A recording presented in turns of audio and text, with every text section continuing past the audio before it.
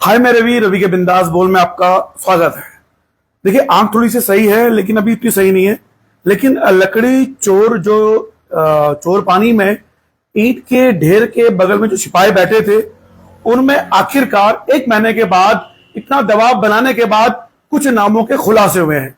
मैं दैनिक जागरण को रामनगर को बधाई देना चाहता हूं। त्रिलोक रावत जी को मैं बधाई देना चाहता हूं कि उनके माध्यम से आज कुछ नाम सामने आए हैं। हालांकि ये प्यादे हैं, इन प्यादों के नाम सामने आए हैं।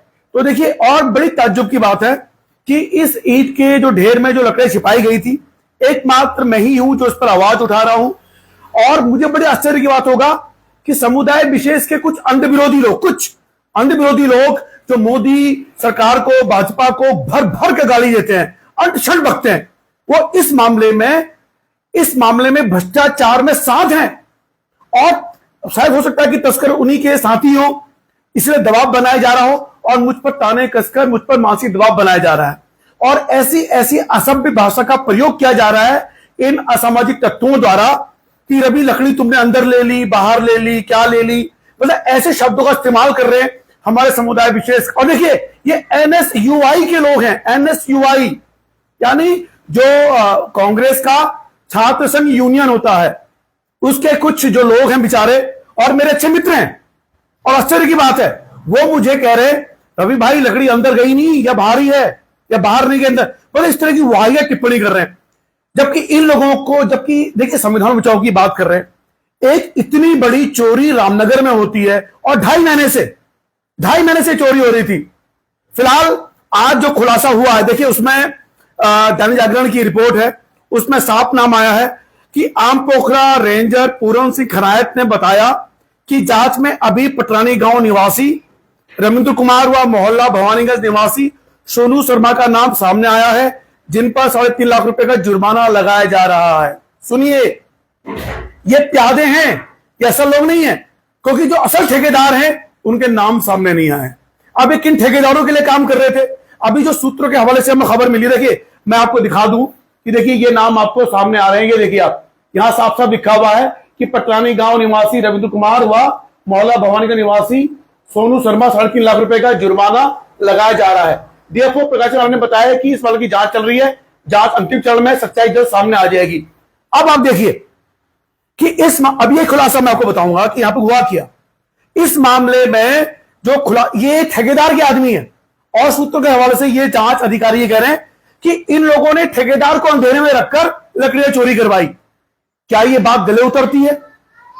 क्या ठेकेदार जो पल पल की खबर रखते हैं, जिनकी पहुंच सरकार तक है, अधिकारियों तक है, पत्रकारों तक है, उन्हें यह पता नहीं चलेगा कि उनके अंदर के कर्मचारी जो हैं लकड़ियां चोरी करवा रहे हैं? यानी इतनी कोरा झूठ सामने आ रहा है। ये जो बेचारे, मुझे लग रहा है कि सोनू शर्मा और रविंदर जी, इनको बलि का बकरा बनाया जा रहा है। इनको कहा जा रहा है कि तुम ले लो अपने ऊपर पाप। अक्सर ये होता है, लेकिन रवि के बिंदास बोल अंतिम दर तक जब तक खुलासा नहीं होगा इनके पीछे पड़ता रहेगा। कारण क्या है? देखिए मैं क्यों पीछे पड़ूंगा इस चीज के, मुझे क्या खुजली मची हुई है? कारण ये है, देखिए मैं आपको एक चीज और दिखाता हूं, सुनिएगा गौर से। अब सुनिए, ये सुनिए, देखिए सुनिए, गौर से सुनिएगा। ये तो ये आपकी जिम्मेदारी नहीं बनती है। ये इसमें हमें सूचना मिली, हमें असवाल जी ने बताया गया तो मैं गया था वहाँ, तो उन्होंने कहा कि यहाँ ये कुछ समय से आ रही है। मैंने जब तक लकड़ी का व्यापार होता रहा, 2.5 महीने मार्च 16 तारीख से आचार संहिता लग गई और वो 5-7 तारीख मार्च से ही धंधा शुरू हो गया था और आपके आचार संहिता खत्म होने तक वो जारी रहा। और वन निगम वाले क्या कहते हैं कि गलती से 2-3 ट्रक यहाँ उतार गए, ऐसा हो सकता है, उस अधिकारी को सस्पेंड होना चाहिए। एक सेकंड हो जाइए, जब 2.5 महीने से लकड़ी आप लोग उतर रही थी, हमें सूचना मिली है, देखिए हमें तो सूचना मिली है गुप्त सूत्रों से कि लगभग 2.5 से 3 करोड़ की वो लकड़ियां थी। तब आप लोग कहाँ बैठे हुए थे? मैंने जंगलात वालों से भी कहा, इधर मीडिया मेरे उसमें नहीं था, मेरे पास मीडिया का नंबर नहीं था। नहीं तो मैं अपने वन निगम वालों से भी कहा, विभाग वालों से भी कहा, प्रधान जी से कहा, कितने लोगों से मैंने 2.5 महीने से लकड़ियां, 2.5 महीने से के बच्चों की आ रही थी, 2.5 महीने से, और रात को शाम को आ रही थी, रात भर जा रही थी। अच्छा, आपको पता है कि किसकी रिपोर्ट से खुलासा हुआ है? वो किसकी रिपोर्ट पर बंद हुआ? वो बिंदास कोई आप ही है शायद। रवि के बिंदास बोल। वो पता है कि पूरे नहीं तो देखिए, रवि के बिंदास बोल ईमानदारी का नाम है, निष्पक्षता का नाम है, निडरता का नाम है। क्यों है? क्योंकि उत्तराखंड से प्यार करते हैं, क्योंकि हमारी जो वन संपदा है पहाड़ के लोगों के लिए है, पहाड़ के विकास के लिए। पर जब भी चोरियां होती है ना, तो राजस्व नहीं मिलता, पहाड़ के लोग अभी भी 2-2 रुपए के लिए तरस रहे हैं। कल देखा आपने, कल हमारे पहाड़ के बेचारे जो टैक्सी ड्राइवर है उनकी ऊपर से कैरिस्टर उतारे जा रहे थे, धरना देने आए, बेचारों ने मीडिया तक को नहीं बोला है।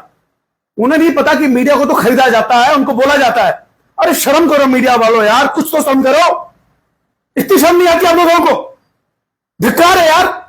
और मुझे उस व्यक्ति को बड़ा धिक्कार आ रहा है कि जिसने मुझे अंधेरे में रखा। मैंने कहा भाई रिपोर्ट बना दो, बोला मैं बना रहा हूं, रिपोर्ट नहीं बनाई। शर्म आती है मुझे यार, और मुझे इसलिए भी शर्म आ रही है। देखिए, मेरे कुछ मित्र हैं समुदाय विशेष के, वो मुझे कह रहे हैं रवि लकड़ी अंदर गई है बाहर गई, शर्म नहीं आ रही आप लोगों को? मतलब वो तस्कर आपके लोग हैं, आपके साथ ही हैं, तो उनका साथ देंगे आप? फिर क्यों छोटी बात करते हैं कि हम भ्रष्टाचार के खिलाफ हैं, हम मोदी सरकार के खिलाफ हैं? क्यों बातें करते हैं इस तरह की आप लोग? ये जो दोगला चेहरा ना सामने रखिए, हम बताएंगे अगर कोई भ्रष्टाचार। देखिए, मुझे बीजेपी का पत्रकार कहा जाता है, बीजेपी सरकार में यहां जो अधिकारी खेल रहे हैं, ठेकेदार खेल रहे हैं, मैं आवाज उठा रहा हूं। मैं भी तो चुप रह सकता था, क्या मुझ पर पैसे का ऑफर नहीं आए होंगे? लेकिन इस तरह की चीजें, देखिए, एक होता है कि हम दोस्त होते हैं, साथी होते हैं, खबरें सब चली जाती हैं, लेकिन शर्म आती है। अब वो लोग जो देखिए, अब मुझे खुशी इस बात की है कि जो मित्र मुझे हमारे समुदाय विशेष के मित्र मुझे जो कह रहे हैं कि रवि तुमने लकड़ी अंदर ले लिया बाहर ले गई नहीं क्या, और मोटा माल तुम्हें मिला नहीं, इन लोगों की ऐसी टिप्पणी के कारण मुझे और आग लगी है, और मुझे लगा कि यार नहीं, ईमानदारी तो बरतनी पड़ेगी भाई। और मैं आपका शुक्रिया अदा करना चाहता हूं, मैं आपका शुक्रिया अदा करना चाहता हूं मित्रों कि आपने इस तरह की अभद्र टिप्पणी मेरे लिए की, ताकि मेरे अंदर की ईमानदार निष्पक्ष प्रकार को आपने जगाए रखा। क्या पता आप चाहते हो, क्या पता यह भी हो सकता है कि जो हमारे समुदाय विशेष के कुछ लोग हैं जो चाहते थे कि इस विषय पर रवि के चुप रह बैठ जाए, इसलिए मुझे जली कली टिप्पणी कर रहे हो।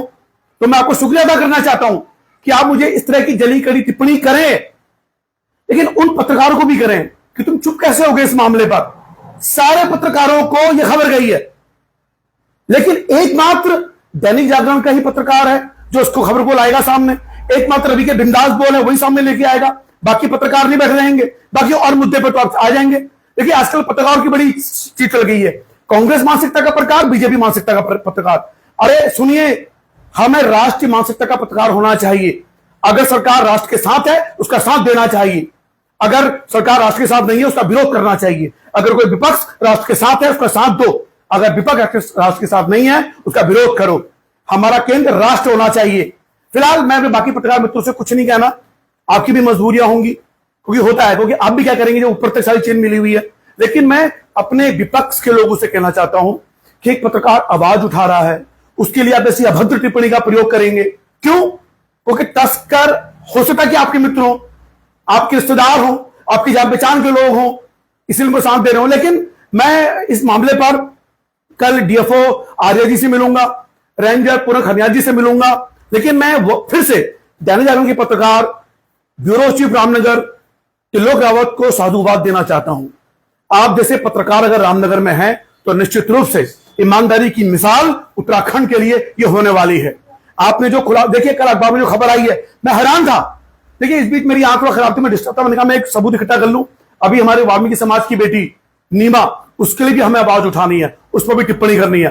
फिलहाल रवि के बिंदास बोला, देख शुक्रिया, 2 नामों का खुलासा हुआ है, लेकिन ये असल गुनाहगार नहीं है, इसे मात्र प्यादे हैं जिनके नाम पर असल ठेकेदार बचाए तो नहीं जा रहे। ये आरोप सवाल है, आरोप नहीं है। इनका बाप असली ठेकेदार, असली गुनाहगार सामने आने चाहिए। 2.5 महीने से लकड़ियां चोरी हो रही थी, इसका भी सामना होना चाहिए। फिलहाल रवि का बिंदास बोल लाइव दे शुक्रिया। बहुत जल्द इस मामले में एक जनहित याचिका हाई कोर्ट में जाने वाली है। देखते रहिए रवि के बिंदास बोल। जय उत्तराखंड।